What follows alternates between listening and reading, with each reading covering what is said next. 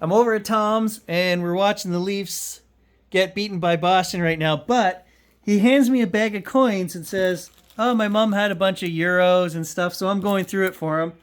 And I see a coin in here that I've never seen before. And it's a Canadian coin. It says $100 on it. I said, Tom, I don't know. Let's Google some of these. So he's got some silver coins. We Googled their, $35 value. And then I find this one, 1976 Canadian Olympic coin, and it's actually worth 600 and some bucks. Woo! Score for Tom. Woo! So, in with a bunch of 5-cent euros. Wake up, today's gonna be a good day. Wake up, today's gonna be a good day. Wake up, today's gonna be a good day.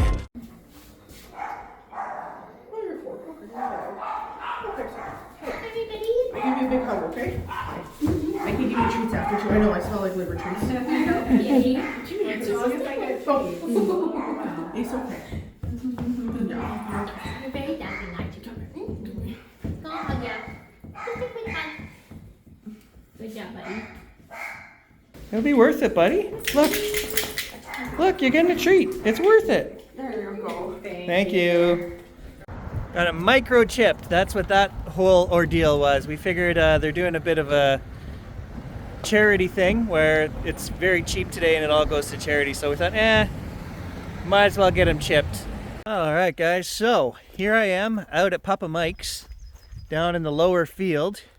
And last season, I think I found where the 1920s Wagner Homestead was, down in that lower field right there. Oh my God. What did you eat? Hey, dude. Okay, first hole, fairly big signal here. What?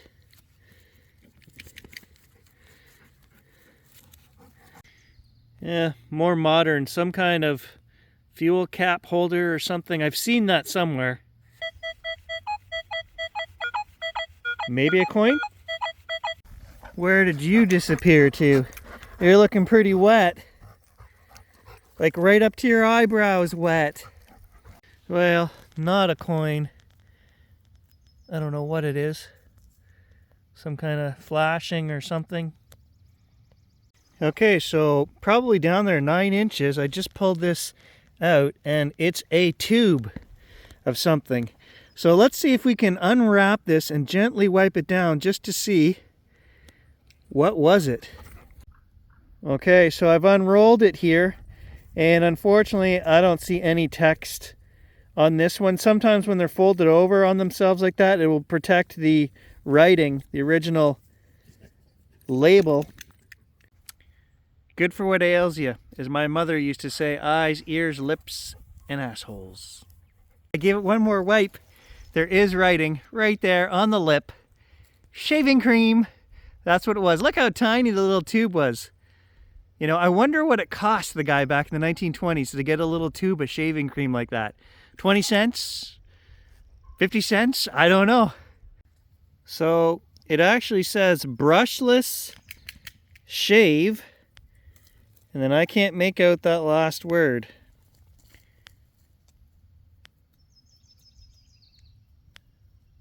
M-E-N-N, Menon. Okay, so this hole here has got lots of nails in it. This is what I was originally ringing up on, an old metal bar. I don't know, I thought it could be a file or something, but I'm not sure. All right, watch this signal, guys. It's a screamer. Solid 55. Or just a really old aluminum dish. Actually, it's full of holes in the bottom. What was that? Okay, mystery solved. I opened it up and you can see there's an attachment piece in here. It's part of a watering can. That's what it's got to be. Okay, some kind of iron ring, but it's not solid. There's a track in the middle here. It's hollow. So, I don't know. And then this looks like part of a cell from a battery. I see it's corroded on the top. I've seen that before, but with bigger cells.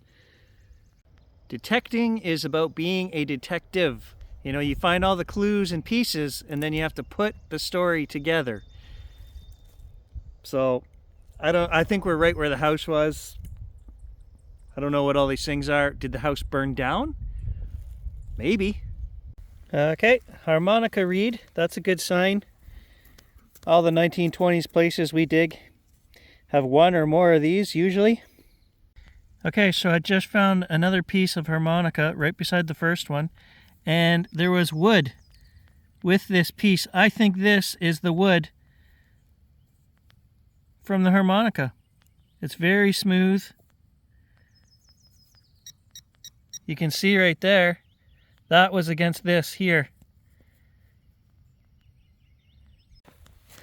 And then great big pieces of metal here just under the surface. Can of something, I don't know. It's in there. It's in there really good. Finding all kinds of these old pie plates, tin foil, crushed up, rolled up amongst themselves. Here's a couple heavy pieces of iron, which may be old wood stove door, is what I'm thinking. Here on the bottom, you can see what looked like where a hinge would have went through the bottom. So that's my guess as to what this is. Okay, so I was getting a really high signal, and I think it was this piece here. But in this same hole, we're also getting lots of glass, different colors here. And I see something else, metal down here. Right there, what is that?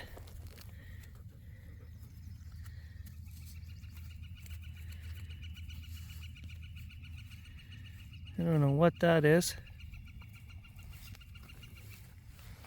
So, yeah, I definitely think we can conclude that the house was where we think it was, right here in the field. I'm also willing to say that from here, these holes here that I'm digging right here in this line, all the way back over there, 35 feet, where I'm pulling out pieces of the stove door that I just showed you guys, there is little bits of charcoal all throughout all these holes. So I think this place burned down back in the day. That's my conclusion. So what I want to do now, because I'm kind of bored of digging up big chunks of metal down here in the field, is the very first time I went metal detecting with the most budget bounty hunter machine, where it just gave 3 tones, and we walked up the hill behind my grandfather's house, and we were looking for a gold ring that my cousin lost when we were kids. We never found it. I've never been back. We've got Gage here, so he wants to go for a little walk. Let's take the 800, 900 meter trail up to the top where my grandfather used to have a maple sugar shack when I was kids, and we'll swing it with the legend the whole way and see if we can find that gold ring that should be there somewhere from when I was a kid. Just one more thing in that hole. As I went to fill in the hole, there was one more chunk of metal in the plug actually, and this one has a piece of wire sticking out of it. I'm not sure what this thing is that I just dug up here, all these flat pieces of metal, but there's an actual wire going right through that. So let me know if you have any idea what that is, guys. So this property was Pappa Mike's, and we used to have our family get-togethers down in the field here, and everybody would come and bring trailers and camp. So we've got one of our commodes here that my grandfather used to have. He had a great sense of humor, Pappa Mike did. So this is the old trail, goes way up through the maples that we used to GT down when we were kids. Gets quite steep the higher we go, and at the top my grandfather had a maple sugar shack. So let's hike and swing this trail. Well, spring has sprung. Well, I'm not getting anything on this trail, guys, so I'm getting a lot of interference on the machine actually is what I'm getting, but I haven't been able to eke out any gold ring signals. So I think I'm gonna head back down, pay my respects. Grandma and Grandpa are both under the maple tree there, their ashes. I always thought Grandma Marion's ashes were entirely there, but we did a spirit box session and my mom was telling me that some of her ashes went to where her first child was buried in the town of Massey. So I guess Papa put some ashes there and he put the rest under her favorite maple tree. And then when he died, we put Papa under the maple tree. So maybe he only gets half of Grandma in the afterlife. I don't know, but I'm gonna pay my respects before I leave, and then we're gonna find something to continue on for this adventure. Okay, change of plans. I'm over at My great-great-grandfather's, the old farmstead over at Grant's. Right there is where the house was in the 1930s, but there's a trail back here further that goes into the woods. We're gonna walk that trail and detect it. Grant's gonna walk with me. He doesn't want to be in my video, so we'll just, he was ringing the ancestors bell there. Where did you, is that a bell you found here in the garage? It's in the garage, the old garage. So he found this bell and you call it the ancestor bell? Yeah. I ring it 3 times for him. And he rings it and does spirit box sessions sometimes, and pretty cool. So anyway, I said we should do a detecting paranormal video, but we're not gonna. We're gonna just swing and see what we can find on this old trail. This trail leads back to where the barns and stuff were back in the 1930s. Never detected it. Well, first signal, an old pop can. No, Jack, no. So Grant said he also found this can of buttons in the garage when he moved in. Can I dump it out? Why would you want it? I just want to. I went through it. There was military buttons. Yeah, I just want to show the people what was in it. Plastic stuff. Well, that's a little great grandma's button collection from back. Oh, look at this! An old buckle. That's cool. Okay, so we're gonna put this back in here because Grant says I can just take that. I'd like to go through that and take a look. So I think the old barn was right here on this flat area. First signal back here. I don't know what that is. It looks almost like it's chromed. And then I see a tractor seat just over there. We'll check that out too. Well, so here's some of my great-great-grandfather's farm equipment. Some kind of, well, Doug will correct me if I'm wrong, threshing machine. Something, I don't know.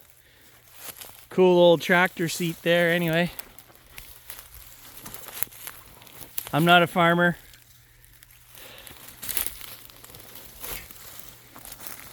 Oh yeah, look at the brake mechanism or something here. Hey, and right beside the old farm equipment, there's a buckle. Okay, so we're just hitting the beginning of the trail now, and there's an old ring. Horse tack for sure. Great-great-grandpa's no doubt. Well, we got some old copper something coming out of the hole here. I see more of it down in there. So I actually found some leather and then this piece here. So I don't know. Okay, here's a brass casing. 1944. So there's a cushion here with the local hockey team from when I was a kid, the Centennials, North Bay. 1988. And we've got some advertising on the back, but why this cushion is here is because a couple hundred meters further back the trail, there's a lawn chair that my great uncle was using for deer hunting, and he probably had this sitting on it, and it blew away at some point. So here's an old socket, but it's brass, so it's older, and it was down there 6-7 inches. All right, we're finding lots of little copper pieces along here and just can saw basically. We're gonna head back to the house and Grant's gonna show me the 4 good pieces that he took out of Grandma's button jar. And then when I get home, we'll dump out the button jar and just kind of look through it. Okay, so Grant found this ashtray in the garage, which is a Japanese ashtray. This old brooch. Oh man, I just had an odd sensation that I should do a spirit box session with that. That was in the can of goods that you're taking. Yeah, that's Grandma Della's, man. I just had that feeling when I picked it up. And then there's some buttons in here. Those are military. Yep, 2 military ones. Did you date these? I don't think so. Probably like 1880s to early 1900s. These I've dated before. Yeah, I've dug a couple of those. Those were like early 1900s. 1904, 5, something like that. One of them, yeah. Okay, so we also had heard rumors that great-great-grandpa was... Jack, wasn't it? Well, him and his brother were both with the police force in Stony Creek. And look at that. There's a button that came out of Grandma's button collection, so quite possibly one of theirs, probably. And then you found a coin. This was the change that she got when she bought the Chinese or Japanese ashtray here. Okay, looking at Grandma's brooch here. Actually, I think there's writing on the pin on the handle right there, man. But the inside one is silver. This twisted braid on the inside is silver. I can see it. And the outside one, it might in fact be a gold wash. It's just very tarnished. But there is places where it's very shiny, like right there. And I don't know what the stone is. That's aquamarine, isn't it? Tourmaline, or I don't know. I don't know, man. All I know is that 100%, the only thing I know for sure is that is silver on the inside braid there.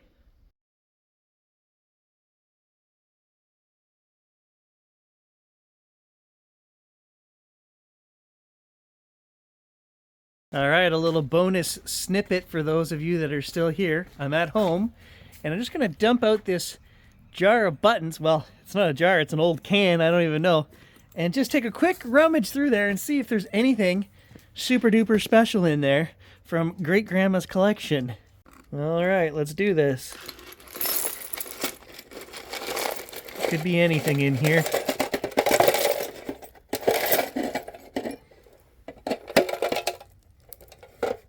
Oh, there's marbles. There goes a marble. There's stuff I don't even know what it is. Corrosion. There's a congealed glob of something in the bottom there. Whew.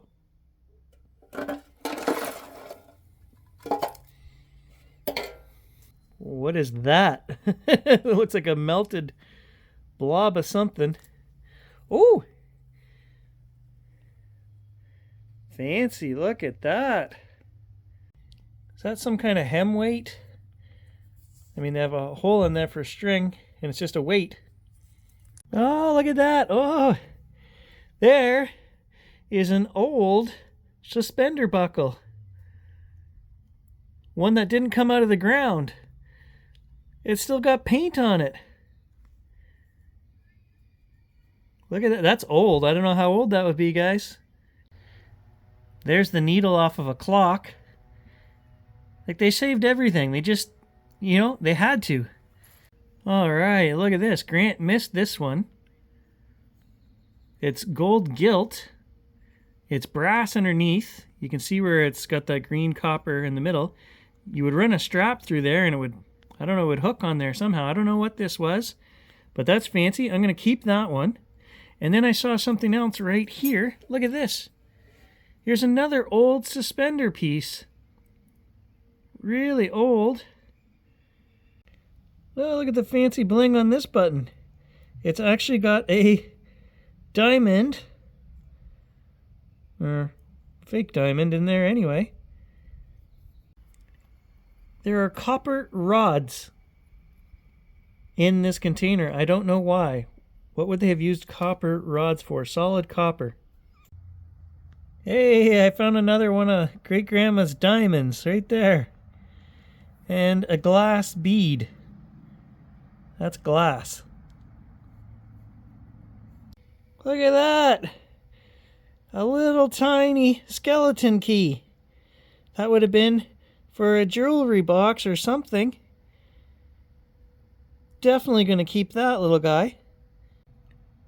Okay, an old piece of chalk, and it actually has a number on it. 365.5. Wonder if we can learn anything about that from that number. I don't know. There's so many little treasures and hidden things in here.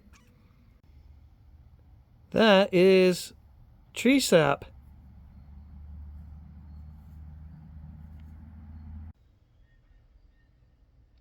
See if there's anything inside of it. I don't think so. I don't know. She just must have thought that was cool and kept it. Oh, Great Grandma loved her bling. Look at that. There's another diamond. That's pretty cool. A hairbret. Look at that for bling. Grandma had some good taste. Flowers on there, gold. That's an old two-piece button. And look at how fancy the front of that is. It's got like a... I don't know if that's wood or what is that. But that's an old like early 1900s style button. Look at how crude some of these buttons are, but then they've got metal backs on them. Those are old. I don't know what to say. And then there's this one here. It's got a metal back on it with like a gold piece underneath it. And it's like glass. I don't know. I don't know much about buttons, guys. All right, well, I know what I'm going to do with this stuff here, guys. We're going to put it all back in the can, and I'm going to do a spirit box session with this brooch and the other stuff and just ask some questions. And at some point here in the near future, we're going to do a spirit box family session with Grandma Della because she loves to come through anyway. And now that I've got some of her personal items, oh my God, what are we going to hear? And then what I'm going to do is I'm not going to throw any of this stuff out, but nobody uses any of this stuff in modern time. What I'm going to do is I'm going to put all of this, I think, in the hoard. Here is the stuff that I'm going to keep from Great Grandma's collection. I think some very personable stuff in there. We'll do a spirit box session on that. And as for the rest of Grandma's buttons, I think this is a great place. I couldn't bear to throw them out, so let's put them in the hoard. And in 500 years, when somebody digs this up, they'll be part of the treasure hoard. Preserving Great Grandma's legacy right there.